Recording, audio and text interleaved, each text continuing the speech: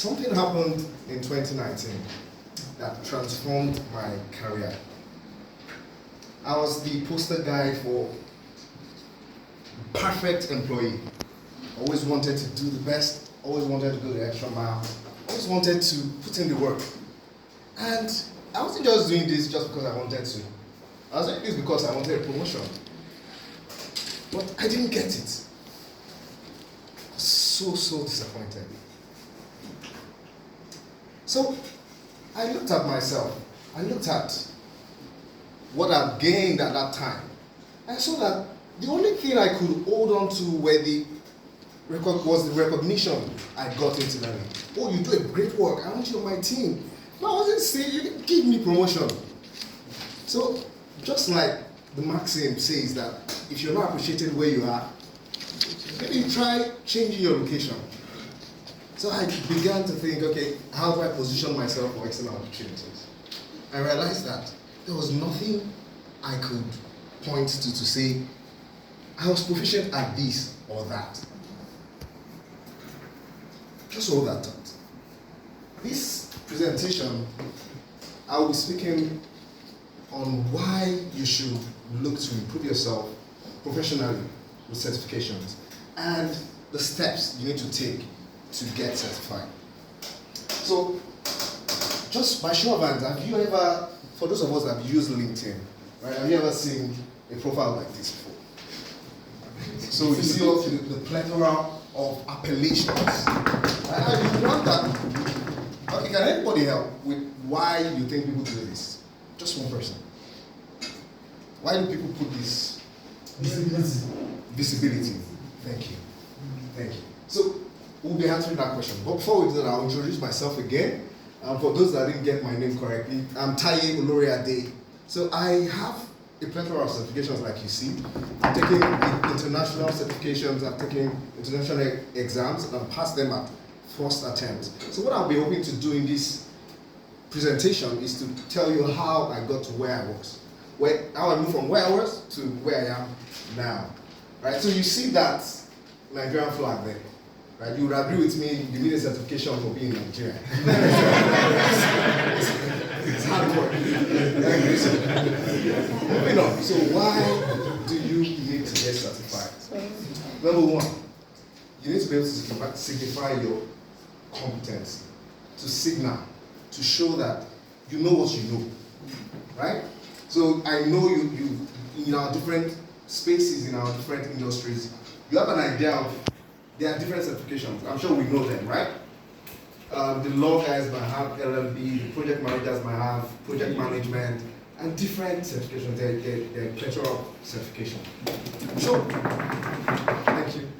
So, number one, like I said, is to signal. Right? So you signal the level of your experience. So if I'm a project manager, I show you as face value, I show you my certificate, what you see when I show you that I have been trained, right, in that particular discipline. Number two is that it differentiates you. So if you bring two equally experienced persons and you have one with certifications, it tells me that that person has gone through a rigorous learning process, right, and has been certified by an international body. It's a difference maker. If you have equal experience with me and I bring my certifications, I'll definitely stand out in that scenario. So number three is that it improves your knowledge. Every certification usually has what they call body of knowledge that you would advance yourself in. Usually international best practices, what you need to know, and how you execute them. So we go to the next bit. How do you get them? How do you strategize, right, to actually get them? Number one, you have to plan. You have to see the vision. So in your industry, you have the top guys.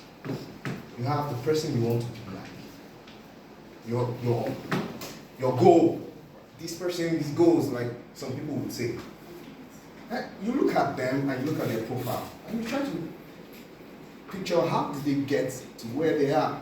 Right? What did they need to do to signal their competency to get to where they are? Why do you think they are an authority in your field? So usually I'm sure some of us know these guys. You know the kind of certifications they've taken. Some will have PhDs, whatever. So you plan, you envision it. The second thing you need to do is to decide the path. Decide which ones you want to take first and start planning towards that. Number 3 is that you prep for your exam. The best way to prep is to pay and schedule that exam. I find that my preparation for all my exams only started when I actually drop money.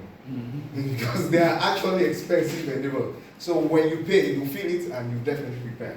So you leverage training materials, you leverage, there are a lot of tools out there. There's YouTube, there's Google, search for materials, and you get prepared. Sorry. Lastly, you take the exam and you get certified. Right? So 3 years ago, I was at a different place, right, than I am now.